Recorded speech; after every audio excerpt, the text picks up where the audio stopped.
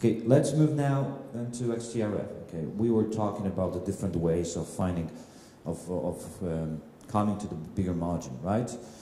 Manipulating with internal costs, trying to renegotiate, let's say, the rates with the translators, or do something with the bad clients. Okay, the most important part, or the most important way, the most obvious way of saving some, well, getting rid of some internal costs is automating whatever is possible in your company, and treating this automation like a constant process, searching for these opportunities. Okay, I'm going to show you that part of you may have already seen during the webinars, automated project. It's a very specific situation where you can really decrease the internal cost of managing, or management cost of this project, into almost zero. Okay? Yes, and then we just... Don't be scared with this example. This is an extreme example. So we would like to show the case where no internal cost is involved in the project. So everything happens fully automatically. It doesn't mean that every project should turn to be fully automatic. Normally it's not possible.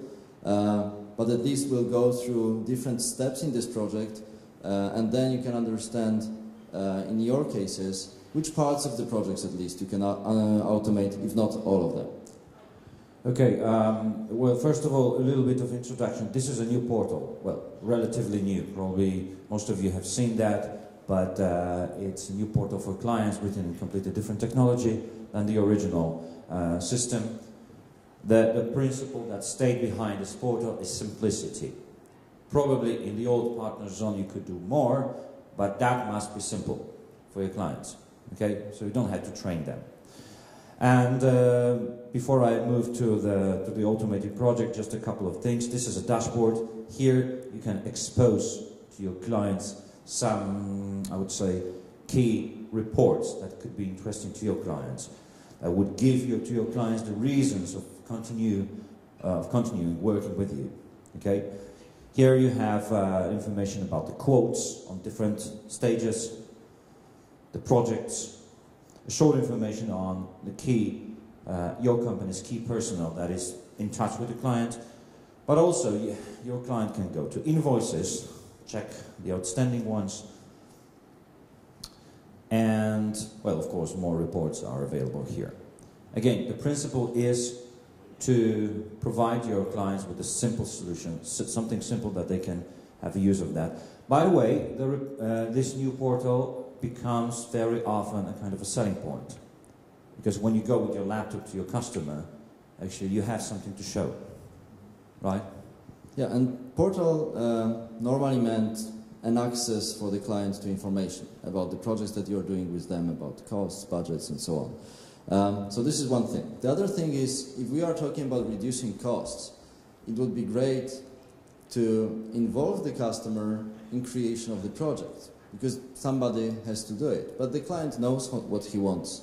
So can we involve him in this process of establishing a new project or asking for quote? Well, if the portal is attractive graphically and easy enough to understand, probably we can. And we worked on this portal with a lot of American companies, because they are probably the best in communicating with clients through portals in these graphical aspects and usability aspects. So this is how we arrived to this model of presenting data to clients. I'm a client. I just press the button, request a quote. I create the quote, right?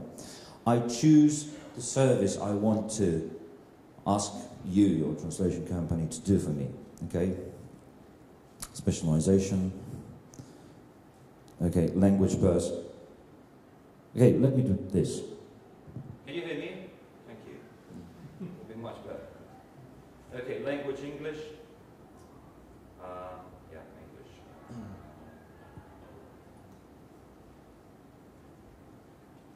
Okay, into German. Okay, let's stop here for a while. What is this service, in fact? So we assume that you know the client, and for this client you have predefined a workflow in your system. And this workflow means there is a way of processing this client's project. So what you expose here is the workflows, however you call them, so that it is easy for client to understand. You expose here those predefined project workflows that you use with this client, okay? It won't be something new to you. It will surely be predefined by your XTRF operating before. I should probably start also from a kind of 3 conditions about the automated projects. All of you have clients that bring you the money. Bigger clients, 2, 3, 10, 20, depending on the company. Now, usually the same clients send, well, I would say rubbish, but let's say the projects that are not profitable, small things, right? Small things that you have to do just to keep contact with this client and just in hope for better projects, right? You have to do that. So you have a lot of projects that are like 2 pages into 5 languages, 3 sentences into 20 languages, all this stuff that actually you have to do. It's easy to translate, it's easy to do, but you spend a lot of money on managing that, right? So the idea is, number 1, tell the client that if they could request all these projects through the portal, it would be really great. In return, you could probably resign from minimum charge. Number 2, negotiate with them that they really don't have to accept every single quote for €100. Okay. Number 3, to have a group of translators. Sorry.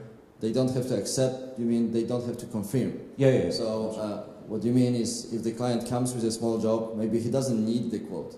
He just wants to have it done, okay? So we'll not require first a document presenting this will cost $25.3, and then he says, I confirm I start the project. Maybe we can skip this confirmation step, okay? This is what Thomas and the element number 3 is to have a group of translators that you don't have to, check after every single job, because they can easily do the simple jobs, and they are reliable or accredited by you enough just to trust them and just to make sure that they're going to do the job in the right way. So 3 elements. If you can do that, let's go. So the client places the quote, right? I just used some kind of fine, that's an RTF, but it doesn't matter. There is internal, by the way, calculator for characters, words built in the XTRF, but that's not the point. What we're looking for is the analysis done by integrated capital. As I said, Bob, well, the XTM is working right now. Nobody's going to see that. I'm sorry for this. Okay. The file has been uploaded, and what the client expects is just to be the project to be done. Now, nobody in your company touched the project, touched the system at all. There was no project management. What is happening in the main system? In the main system, let me just check whether there's a new quote. It is. Right? It's here, and I can just go to accounts receivables to see that there is analysis.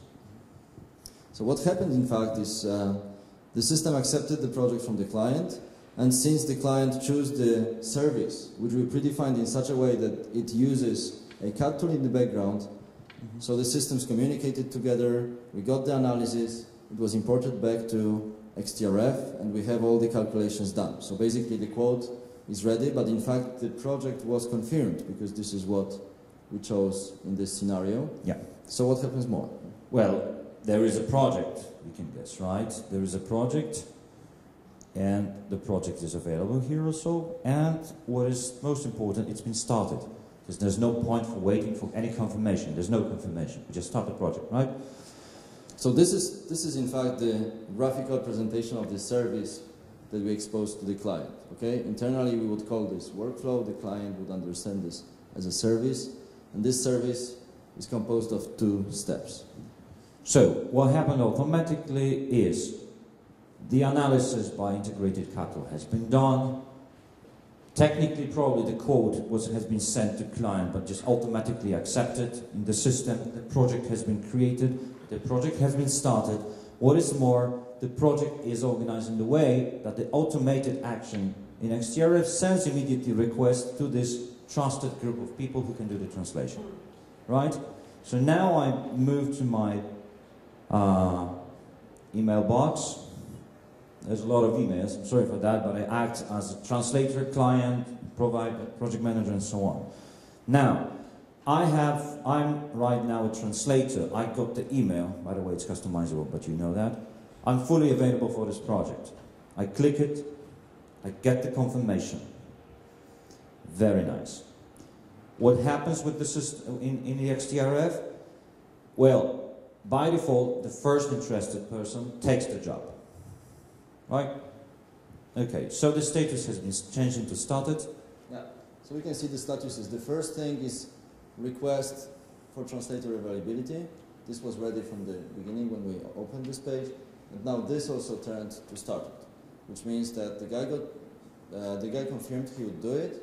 He's now assigned here, he's got a funny name. He's now assigned here to this activity of translation. Okay, and okay, he accepted, so he gets another email. Let me just get rid of this. Okay. Another translator got the confirmation that there's no job this time. Okay. Now, this translator got the email. He can download, well, he can download the file, he can do all these things. Now, we're not going to do that. Let's assume he's doing translation in integrated CAD tool. Okay. He confirms the completion of the work. That's it. Okay. So, the activity is finished. I refresh the view, so the status has been changed into ready. What happened now? Let me go again to my email box. The client, so right now as a client, I just received the email with the file. Again, you can't do that with every single project, but there are a lot of projects you can identify in your company that could follow this scenario. Now it's your job actually to find these projects. So the delivery of the project happened automatically as well. So we went through the whole project and we're done. If we go back now to workflow view, okay, you'd see that the statuses here are ready, all of the steps, and you have closed, sorry, go upwards. Oh, here. And the task is closed and the project is closed, okay? We are done. So if this was my company, I did nothing. Of course, during this project I did nothing, but in order to make it possible, I had to define the service for the client so that this is available. It was an easy workflow, so we had only translation, but what would change if there is a proofreader at the end? Well, nothing, right? The system would inform the proofreader that the translator finished his task, his job, and then the proofreader would close the project at the end. Okay? Of course, you can ask questions, but what if there's a different or strange format of the files and many other questions? And the answer is nothing. You're not going to use automated project for that, right? But there are some projects you can. Okay. So this is quite an unusual example. It's an extreme example. You can automate everything. Most of the projects that you usually do cannot be automated fully, but we have went through different steps of automation. So maybe you can use the automatic selection of suppliers so that they can receive information there is a new project. They would mark availability. Maybe you would use integration with the CAD tool so that all the statistics are imported back. Maybe you would use automation on delivery to the client, or maybe you just use the automation creating the quote, but the client wouldn't confirm the quote automatically. You can use different parts of this process. I think we can leave XTRF and come back to the presentation. Now, what I wanted to say, automated project is just the first element. Because then, when the project is completed, you hypothetically could send automatically invoice, right?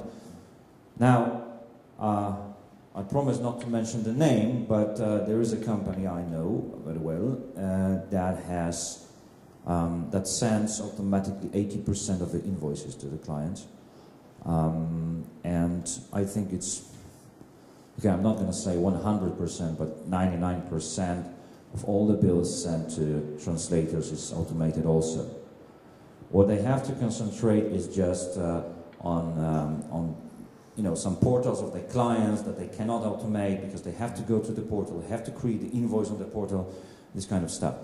Okay, but it's like 10%, 20% of invoices. Yeah, because we are now, in fact, we can extend this automation to other departments, right? We did this project. It was in project management department. So how about calculations with client and invoicing clients? It would be great if the system could also send the client the invoice. Why should we do it, or should an accountant do it? All the data are in the system, so we can profit from this. How it happens?